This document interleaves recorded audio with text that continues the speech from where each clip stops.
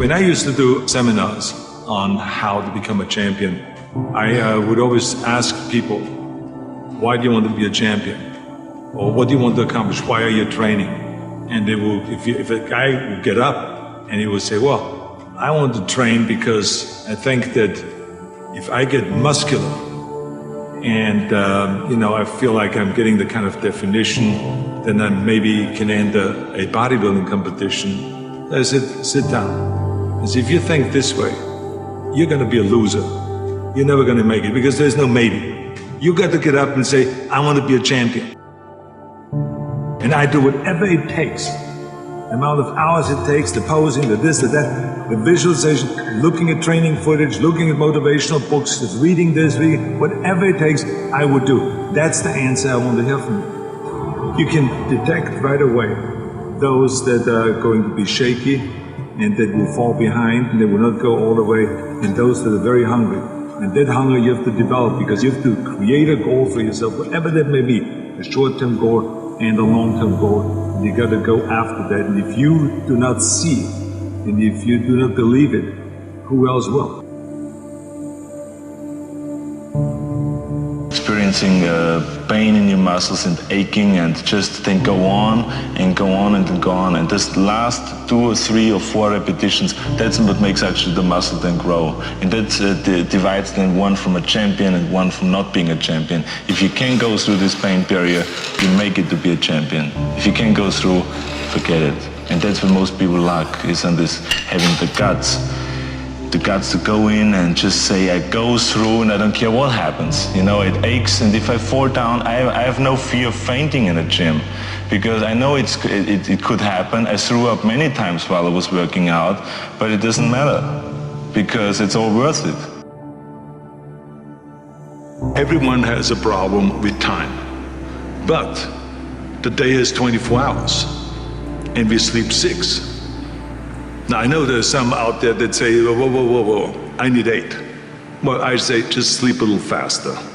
Because the bottom line is we have 6 hours of sleep, 24 hours are available, so you have 18 hours now available to your work, your family, your hobbies, and also to learn something new or to do something new, which could easily be that you want to learn a new language, or that you want to read as a New Year's resolution, I have to read a book every week, or you say, I'm going to go and reshape my body. So you're going to go and take this hour out of your schedule and say, I'm going to train an hour every day. So this is, for most people, a huge challenge, but it is totally doable, I can tell them, because the kind of things that I did when I came to this country, I went to school, I was working in construction, I was working out my 5 hours a day. I was taking acting classes from 8 o'clock at night to 12 midnight. I was doing all of those things. I wanted to make sure that out of the 24 hours of the day, that I don't waste one single hour. Those hours were too precious. And so there I just want to tell people, don't give me this thing, I have a difficult time with the time and I don't have time for this and I don't have that. You have time, you make the time. I had this need of coming to America. When I started learning about America at the age of 10, and we got geography lessons and learned about America and and saw the first photographs. I remember there's photos in the textbook, but also in Super 8mm film footage that they showed in the classroom, about the Golden Gate Bridge and the Empire State Building and the 6-lane highways and all this. I said, what am I doing here in Austria with these little roads? I want to go over there and I want to be part of the big deal. And so I had always this desire, and I felt like that the only way I ever would get to America, because in those days it wasn't common that you buy yourself a ticket, that no one could afford that. So I had to kind of accomplish something big that takes me to America. And then when I read about this guy, Reg Park, who won Mr. Universe 3 times and then became a star in Hercules movies, and then was in Italy filming, and then in Hollywood filming, I felt that could be the ticket. I should become Mr. Universe, I should become kind of a second Reg Park. Of course, no one really bought into that. My parents thought I was totally insane. But I think that my parents really thought that there was something terribly wrong of being that driven. Because I would come home at lunchtime, and then instead of having lunch, I would do 200 sit-ups. And then at night I would go to the stadium and I would be lifting weights. I would come home at 10 o'clock at night and I would be continually lifting weights. So it was like one of this insanity in the military. I would continue lifting weights no matter how the training was and how tough the basic training was. I would always then lift weights afterwards. I think it's the most important thing that we have a very clear vision of where we go. A goal, where do we go? Because you can have the best ship in the world. You can have the best cruise liner, but if the captain does not know where to go, that ship will drift around the world and out there at sea and will never end up anywhere. And this is exactly the way it is in real life. If you don't have a goal, if you don't have a vision, you just drift around and you're not going to be happy. This is why it is so important to have that vision. Now, I created that vision in Austria because I grew up after the Second World War.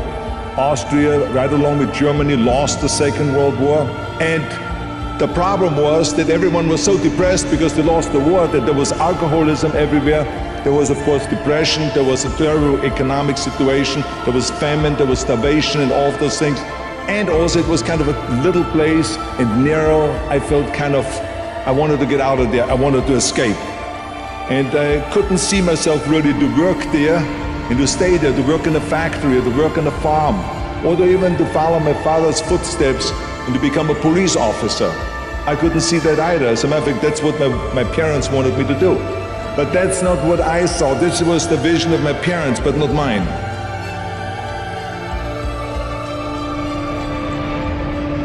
You got to work your butt off. If you think that you're going to go and accomplish something really special and be the best in anything in the world, and you think you can do it without working, you make a big mistake. Because no matter what I did, if it was in bodybuilding or in acting or if it is in the political arena, it always took a lot of work.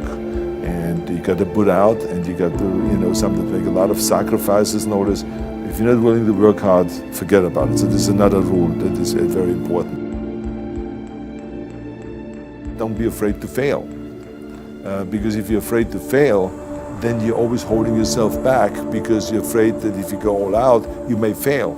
Well, in weightlifting, we learned that very quickly. The only way you could break a record is if you're willing to fail. That's when you put on more weight, you try it, sometimes you will not be able to lift it, which has happened to me many times, but eventually, when you train hard enough, you will lift it. So don't be afraid to fail. I mean, how far can you fall?